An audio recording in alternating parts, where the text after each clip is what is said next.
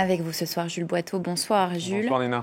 On va s'intéresser avec vous au visage le plus dessiné de l'histoire. Pourtant, on ne sait pas vraiment à quoi ressemblait Jésus, mais une intelligence artificielle aurait réussi à recréer le visage du Christ dans une vidéo.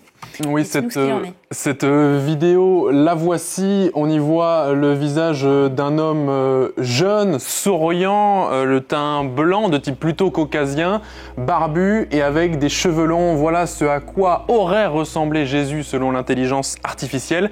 Et cette vidéo, elle a été publiée sur le réseau social X par 7 internautes spécialisés dans les contenus disruptifs et elle a fait beaucoup de bruit, vous le voyez.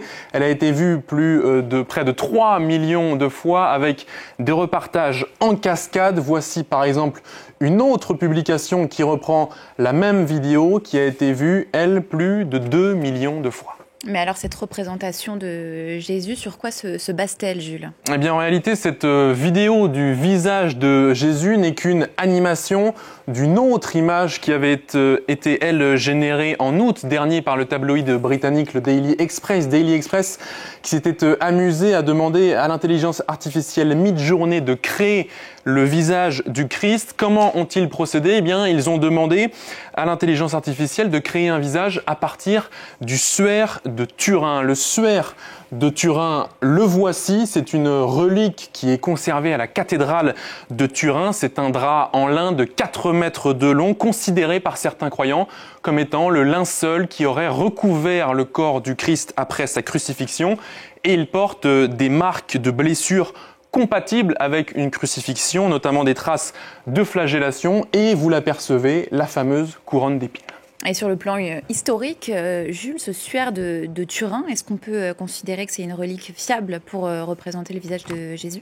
En tout cas, c'est une relique qui fait débat depuis des décennies. Est-elle véridique ? Est-ce faux ? Les scientifiques s'arrachent les cheveux depuis 50 ans pour tenter d'en affirmer ou d'en infirmer l'authenticité. L'expérience la plus connue date de 1988, date à laquelle l'Église autorise 3 scientifiques à procéder à une datation au carbone 14 et les conclusions sont implacables. Le suaire daterait du Moyen-Âge entre 1260 et 1390. Cela remet en cause l'authenticité du linceul. On pensait alors l'affaire réglée, mais l'étude est finalement remise en cause il y a quelques années en raison de certaines incohérences dans les données.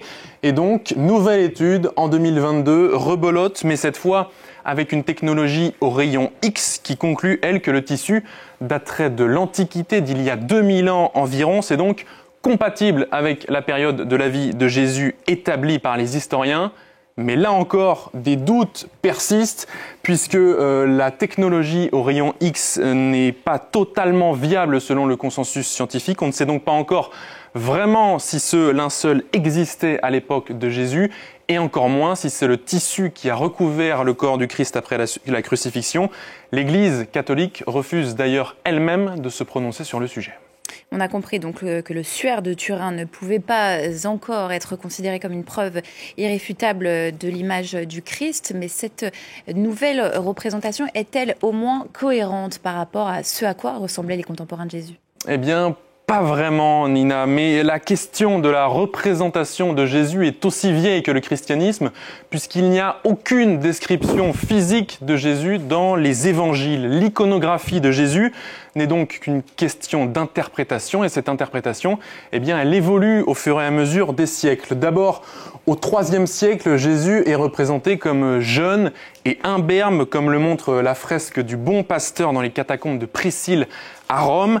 Et ce n'est qu'à partir de l'édit de Milan en 313, édit de l'empereur Constantin qui légalise le christianisme dans l'Empire romain, que la représentation de Jésus va changer. L'art chrétien adopte une image plus majestueuse, influencée par les représentations des divinités païennes et des empereurs romains, souvent représentés avec une barbe, signe de sagesse et de divinité, exemple ici avec la mosaïque du Christ en majesté à Ravenne en Italie, datée de 520. Depuis, bien l'image du Christ, elle a assez peu changé et pourtant, elle n'a sans doute pas grand-chose à voir avec la réalité. Selon les historiens qui se sont penchés sur la question, Jésus était vraisemblablement brun, petit, la peau mate et les cheveux courts comme les autres juifs de cette époque. Voici une représentation de l'expert britannique en reconstitution faciale Richard Neave pour la BBC à partir de l'analyse de crânes de contemporains de Jésus. Vous le voyez, on est assez loin de la représentation que je vous montrais au début, mais sans preuve implacable. Tout cela relève encore de l'interprétation ou de la foi. Jules Boiteau, merci à vous pour ce cours d'histoire. Et c'est